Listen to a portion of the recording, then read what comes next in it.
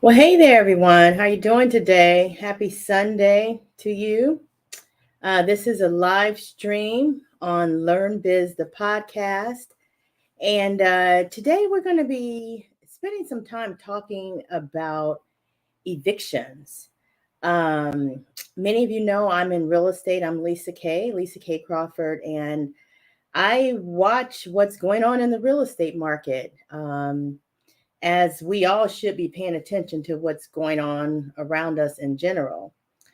Yesterday, I saw a news article about how evictions are on the rise here in South Florida.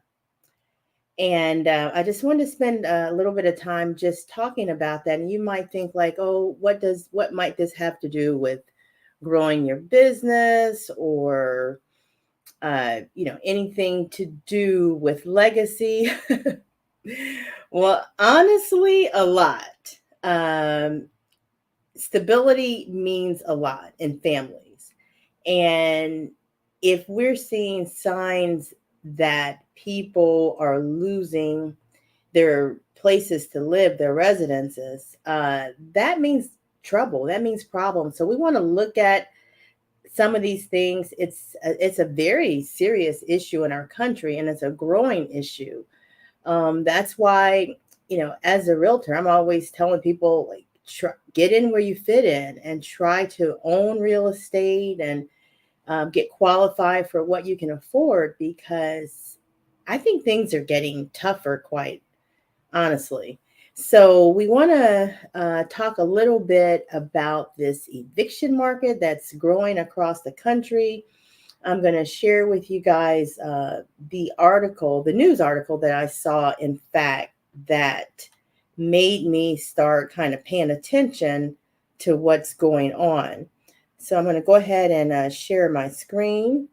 And this is the news article that I saw yesterday that made me kind of think about this issue. So let me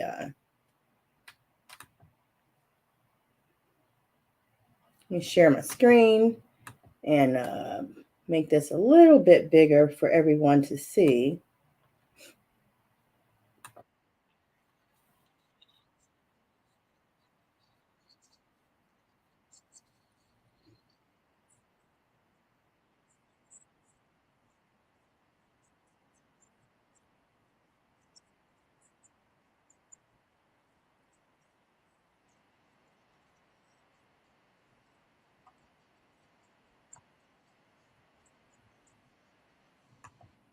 Okay, so we're going to stop that right there for just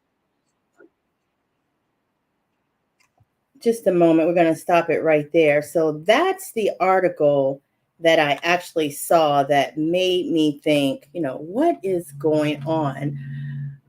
We hear these trends happening across the country, but it's getting worse. And for the people who are dealing with it, it's really, really bad. Obviously, if you're not in a position to have to deal with evictions and homelessness and things like that, then that's a wonderful thing. But it is a growing uh, crisis in this country, which will have to be dealt with. And as far as like the South Florida market, what I'm seeing here is that pretty much there is a gradual erosion of the middle class, period. It's happening as we speak. Things are happening that is really shaving off the middle class and the, entire diversity aspect of people living in the same communities and shopping at the same places, frequenting same restaurants and places to eat, or that's the same thing. But clubs, entertainment, you name it. It's diversity is very important to me. So I know that a lot of people, when they're shopping for places to live, I think a lot of people are very, very definitely into diversity. There are some that aren't, of course, but a lot of people are. And this, because of the economic situation here in South Florida where people are able to come in and purchase and spend money. It, keeps the prices high, keeps the rents high. And then the people that may have been able to live here for years now are struggling to be able to rent here and in some cases to own here. All right, so there is another share that I want to put up here on the screen. And this is an article that kind of deals with the issues of evictions in general across the country. So let me share this with you.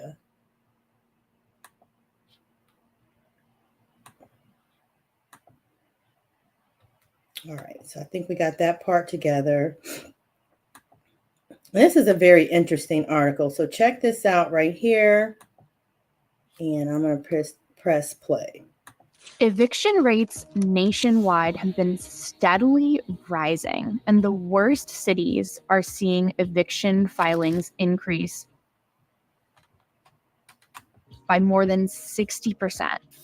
In cities like Las Vegas, Phoenix, Dallas, Houston, rents have been increasing by as much as 30%, even 50%. And experts say that rent increases anywhere are going to lead to more poor people and struggling families being evicted and kicked out onto the streets. So therein lies the problem. People being kicked out of their homes, that type of thing, onto the street. Obviously, that leads to more instability with regard to families, people being able to start businesses. What about the children? Children are affected a lot. Let's keep listening here and learn more about what we're dealing with across the country.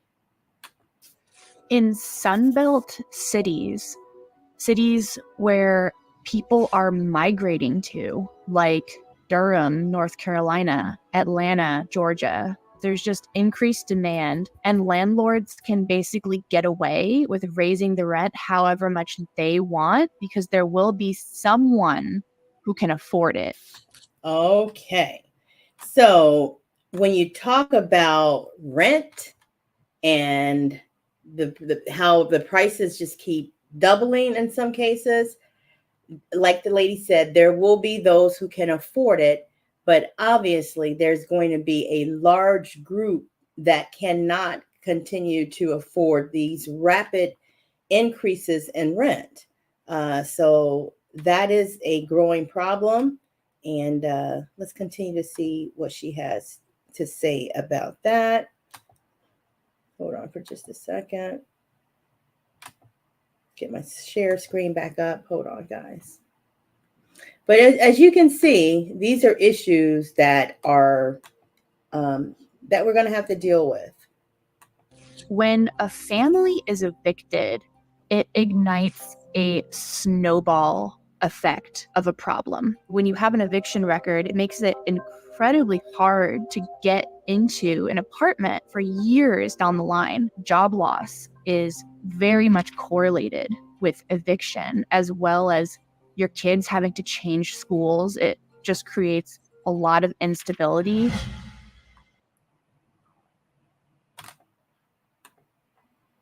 That's it. That is a big part of why we need to pay attention to what's going on with evictions across the country, because like she said, it's not just the eviction. A lot of times it's correlated with job loss, and a lot of times these are very vulnerable families with children, and children have to get pulled out of schools immediately a lot of times because of the eviction, snatched up, and they have to kind of go wherever and start over. So these are the kind of issues that our society is facing. Um, you know, as a realtor, I help anybody buy and sell But just the same, I definitely have to be concerned about the trends in our country and what's happening with vulnerable families who can't afford to pay these high prices for rents. Um, Yet alone, I mean, it would be nice to see these families be able to be in a position to be able to start getting pre-qualified to purchase, right? But the way some of the trends are happening, some of these families are so far down the line that, in terms of somebody like me working with families to help them get pre-qualified, um, and helping them to get through that process, so I can help them buy or sell. We have so many families in this country that are so far depressed down that they're not even at the level to consider things like that. So it's something that we have to be concerned about. You may not hear it being talked about a lot, but it is definitely a growing problem. Now, I want to spend some time. The last part of this is looking at an article from Eviction Lab. It's actually their research that they produce for Broward, some research for Broward and Miami-Dade, and then some of the research is in general about what's happening in general in this country. So let me try to get back to that screen there so we can pull up this article. And the question that I want to ask you is, who do you think is getting evicted the most? Who do you think is getting evicted the most of all the different ethnic groups that are out there? Who is this happening to the most? The next question you might ask is why, but at least let's look at who it's happening to the most and some of the statistics that have to deal with that.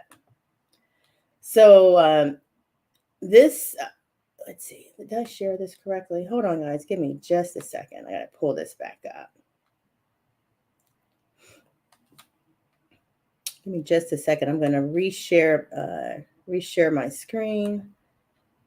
I'm getting better at this. It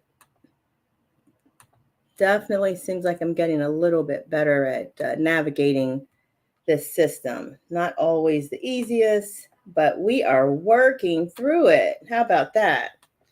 Okay, so what I think I'm going to have to do is stop sharing my screen, come back and reshare my screen. And let's see if we can do it this way. I think we have this article up. It doesn't appear to be that big though, huh? So maybe if I drop myself way down here in the corner and can I make this bigger? Let's see if I can make this a little bit bigger. All right, maybe there.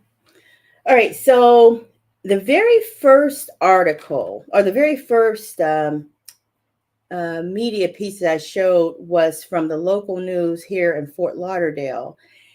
And the lady was speaking about the growing numbers of evictions here in South Florida. Now, she is from Eviction Lab, and they're a group that keep the statistics on evictions nationwide. Excuse me. And this is from, where is this? This is from October of 2023. And the name of this piece is Who is Evicted in America? And basically what they did was they went back and grabbed a bunch of data from the US Census Bureau, and they put all that together regarding a full population of renters living in households threatened with evictions. And they looked at the period between 2007 and 2016. And they were able to just, come up with some trends and some things like that regarding evictions. And what they're saying in this article is we, quote unquote, we are able to demonstrate for the first time the sheer number of people facing the threat of eviction. the scale of racial ethnic disparities in eviction risk, and the heavy burden of eviction faced by children, the most vulnerable, right? That's problematic. So across the life course, the risk of experiencing an eviction, a deeply traumatizing event, is highest during childhood. So children have to deal with evicted children face increased risk of food insecurity, exposure to environmental hazards, academic challenges, and a range of long-term physical and mental health issues. And then as far as numbers, it's saying here, we now know that nearly 3 million children face these type of risk every year in what is the richest country, presumably in the world, right? So let me go down here a little bit more. As you can see, there's a little graph there, and you may not be able to see it too well, but just look at that orange bar at the top of the graph. You see beneath the orange part, it turns yellow. So that orange bar goes all the way across the page. And what this is representing is that children under 5 make up 9% of those living in rentals, but 12% of those affected by an eviction filing every year. So young children are definitely affected by this. Article goes on to say that 7.6 million renters face the threat of eviction annually. 7.6 million. And for many of us, that's hard to count to, right? And that's a lot of people. That's a lot of people who face evictions every year. Not saying that 7.6 million are evicted, but I believe the numbers show that a little more than half are actually evicted. Oh, here we go, right here. So it says here, for the first time, we're able to count all the people living in those households. We find that on average, 7.6 million individuals were threatened with eviction every year between those periods of time we mentioned.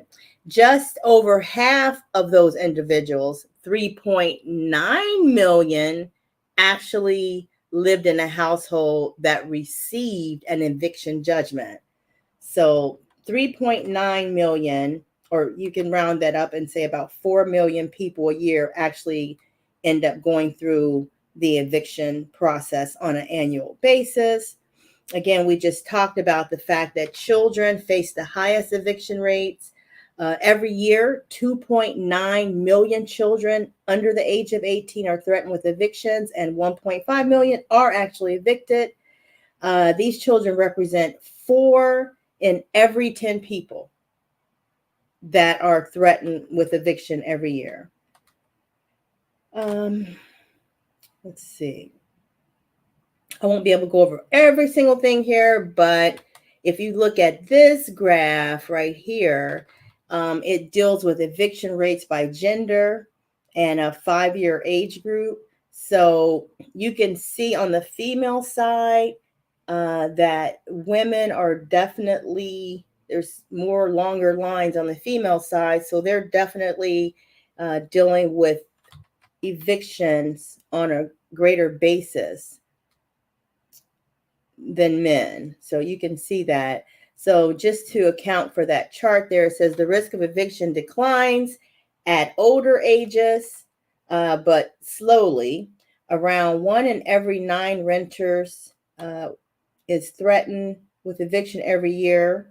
So the eviction rates kind of slow down in the older ages. You can see that.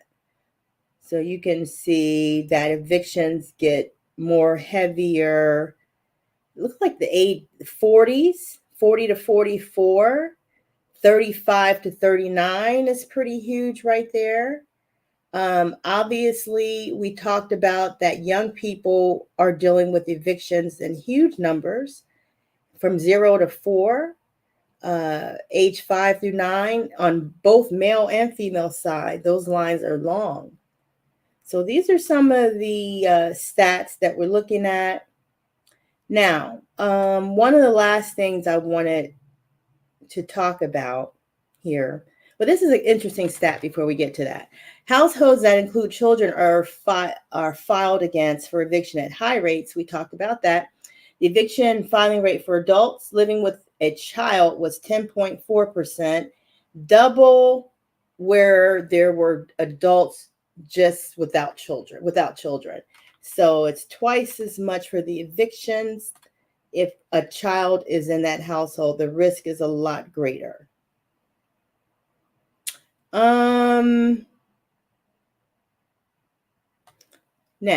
this is the last. I asked you, who do you think the evictions affect the most in terms of ethnic groups across this country? You probably guessed it. I'm not sure. You probably said Black folks, right? If you did, that's true. Black renters face a disproportionate burden of evictions in America on an annual basis. Hugely disproportionate.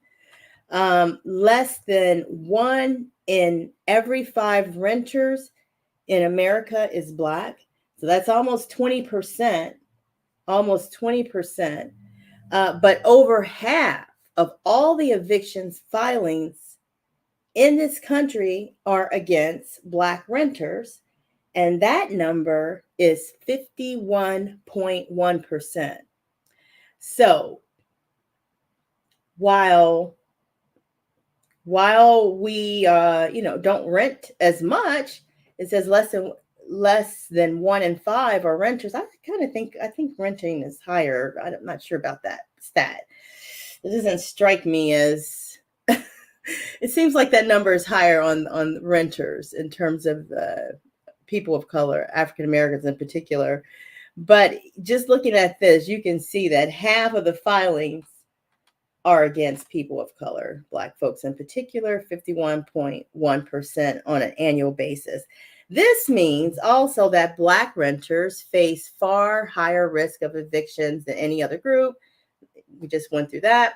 Again, through this time period that we just mentioned, roughly 1 in 5 Black adult renters were living in a household filed where eviction was filed, and 1 in 10 were evicted each year. By contrast, on average, 1 in 24 white adult renters was threatened with eviction, and 1 in 40 was actually evicted. So again, with Black folks, 1 in 5 and 1 in 10 on the actual eviction. With white folks, 1 in 24 on the threat of eviction, and 1 in 40 on the actual eviction. So again, when we talk about huge disparities, that's where we're getting that from these statistics. Now, eviction rates and filing rates for Hispanic adult renters were comparable to those for white renters. Asian renters consistently had the lowest eviction, filing, and eviction rates.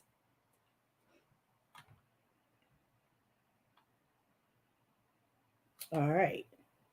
So there you have it. There you have it. All right, so let me get up out of here. I keep wanting to leave this, but then this is one last thing. Let me read this. Evictions risk declines with income, but racial disparities are large. So poor households are at the greatest risk of eviction. As household income increases, the risk of being threatened with eviction falls. However, as we show in this figure I'm about to show you, the pattern is shaped by the disparities in eviction risk that they documented by race and ethnicity and the presence of children. Within every income category, Black renters, particularly those living with kids, are at a greater risk of eviction than their white peers. And again, let's look at this chart. Can we get to it? So you got Black. These are eviction rates for all renters by race and ethnicity. So the line that's at the top represents Black people. The green line represents white people, and the orange line represents everybody. So that's kind of like the average of where everybody falls in. So again, a huge disparity in eviction rates in this country. And the problem with that, obviously, is that it means that we're dealing with situations where there's less stability with regard to maintaining households. There's less stability when it comes to education, employment. So many things follow the problems with eviction. And while you don't hear it being talked about a lot, it's a huge problem. It's a huge problem. It's a huge problem. So let us all be mindful that we have a lot of work to do in this country to kind of reduce some of these disparities, the economic disparities that exist across the board, so that more American families will be able to truly participate in what is called the American dream, right? It should be something that can be enjoyed by all Americans, irrespective of skin color, right? But we're finding that these patterns, disparaging patterns, are following skin color. So, how do we fix it? What do we do? What's the cure? What's the cure? And as we look around the country and you look at neighborhoods that you once used to have a middle class, and that middle class is disappearing or gone, what's happening here? So let us make sure that we're very aware and that we are awake when it comes to America's true status in terms of housing and availability, affordability, and evictions, and what's happening to the people who are being evicted every year. All right, so that's what we want to talk about today. I hope at least this type of topic gives you something to think about. We obviously my goal, and I know Sandy's goal, is to bring some awareness of issues to people on this platform and to talk about things of concern. We focus on entrepreneurs a lot, but in order to get people to the level where they can focus on growing businesses and growing economically, it looks like we have a lot of work to do that's just dealing with the basics in this country. How people are going to survive, where they're going to live, where they're going to go to school, how we're going to stop especially Black and brown families from suffering so much while, white families enjoy so many privileges and economic transference benefits. And so I guess, if you're in the position where things are great, you don't really have much to say, but it is an American problem. Just remember that. All right. Well, I'm going to sign off for now. I'm Lisa Kay. If you guys need any help in the areas that I work in, which is real estate sales, helping people buy and sell real estate, you can definitely reach out to me. Greetings at Lisa Crawford Sells Homes. Just email me and I'll be glad to chat with you. And also, if you have any questions about probate and estate planning, which is the other work that I do, I'll definitely be glad to help you, and reach out to me by calling my office at 954 870 7600. You guys have a wonderful day. Lisa K signing out on Learn Biz, the podcast. All right. Take care.